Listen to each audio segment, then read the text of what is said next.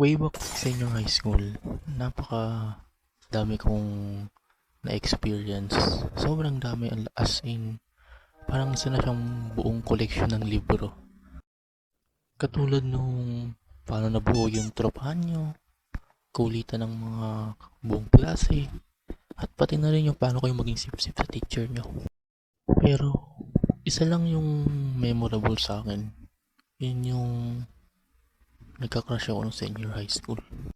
Memorable nga, pero yun din yung biggest regret ko nung high school.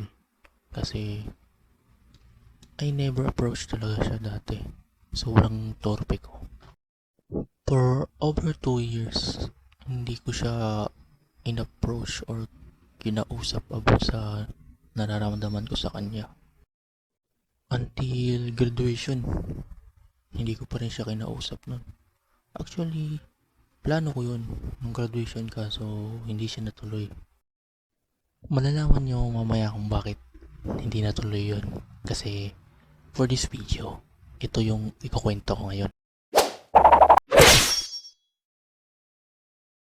Break time nung araw na yon and nag-decide kami ng best friend ko na magpunta ng kantin para bumili ng mga kain.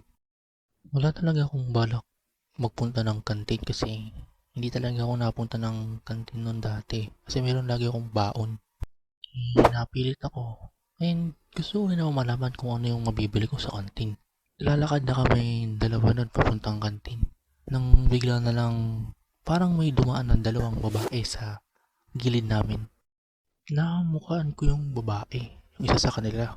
And sabi ko, parang, parang kilala ko to ah. Pre, okay ka lang? Parang nakakita ng multo dyan. Wala lang. Parang familiar yung babaeng yun, no? Ayun, yung may salamin. Bakit? Nakita mo na ba yan dati? Ewan ko, pero familiar talaga siya. Tinitingin ko siya ng maigi. Inisip ko kung saan ko siya nakita at bakit siya familiar sa isipan ko. That's when na-realize ko na kung bakit siya familiar sa akin. That girl was from the same elementary school nung pinasukan ko nung bata pa ako. I remember, grade 4 ako nung time na yon nung naging kaklase ko siya. Kaya pala sobrang familiar niya sa akin. Hindi na ako nag-isip pa ng malalim dahil wala naman akong pakialam sa kanya nung time na yon. Kasi nung time na yon, iba yung gusto ko. Nung time na yon, nang gusto ko is yung secretary namin dati. Kasi sobrang pamilyar niya rin sa akin. Pero never ko siya nakita kahit saan. Halos araw-araw ko siya nakikita sa kantin, sa court, sa baba ng building namin since yung room nila is nasa baba lang naman namin. Kahit nga sa labas ng school namin kapag lunch break eh. Remember hindi ko pa siya gusto nung time na yon. Pero not until dumating yung Christmas party. Nasa labas kami noon, hinihintay yung ate namin sa classroom kasi siya yung nagluto ng mga pagkain namin para sa party. Ilang minuto kaming naghihintay nun. And habang naghihintay kami, nakita ko ulit siya. I mean, lagi ko naman siya nakikita. Pero this time, something has changed. Na para bang nag-blooming siya bigla. Tumatakbo siya sa harapan ko. Hindi ko maalis yung tingin ko sa kanya. Kasi sobrang ganda niya talaga noong araw na yun.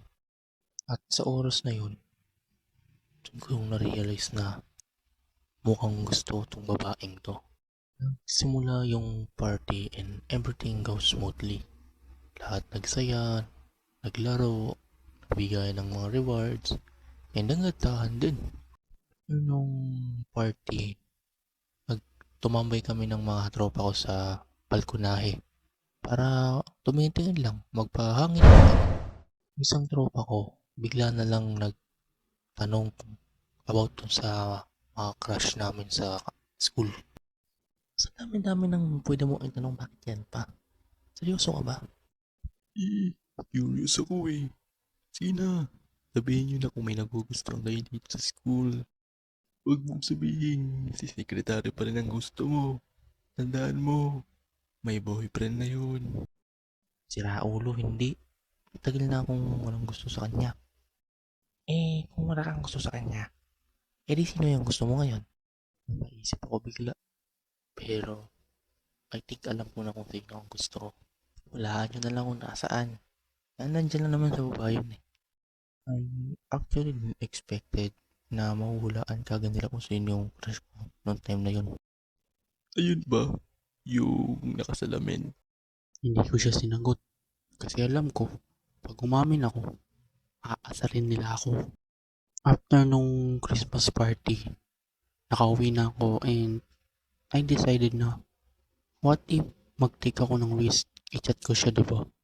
Inalala ko yung pangalan niya and lahat ng possible na naaalala kong pwede niyang pangalan.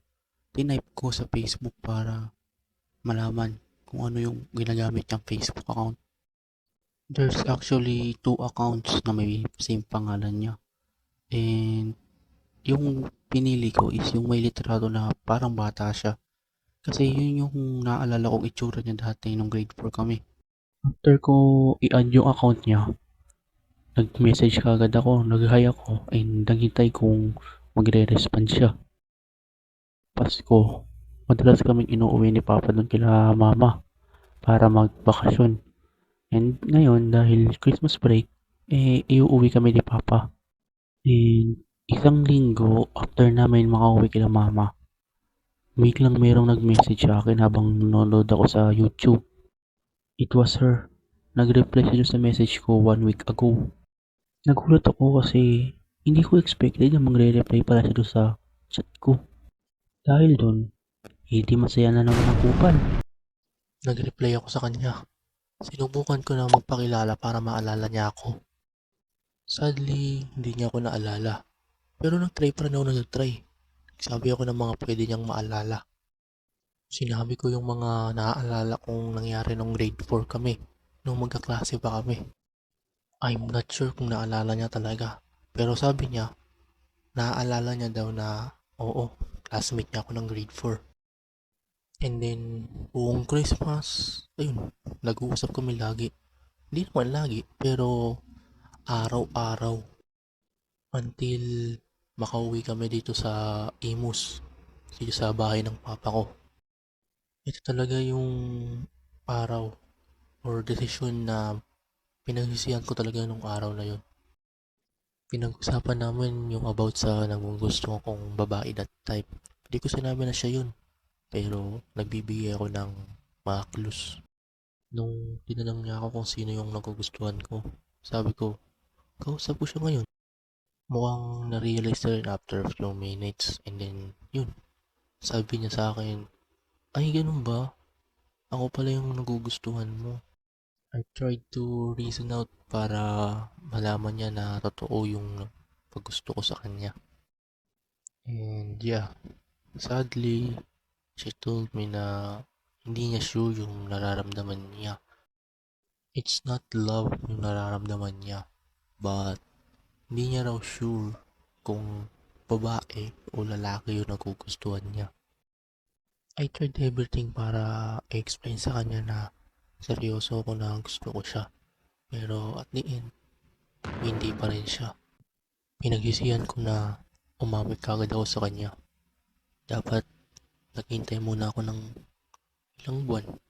Dapat kinilala ko muna siya. I realize na sa pag-ibig, hindi ka pala dapat nagmamadali. Dapat kilalanin mo na yung taong gugustuhin mo. After that day, nag-uusap pa rin naman kami. Pero parang medyo cold na siya. Pero understandable naman kasi busy siya. Yung course na yung mahirap. At umamin kasi ako. Kaya siguro medyo awkward na para sa kanya. So yun ang first act ng love story ko nung senior high school. Next video is papakita ko yung pagiging obsessed ko sa kanya that time.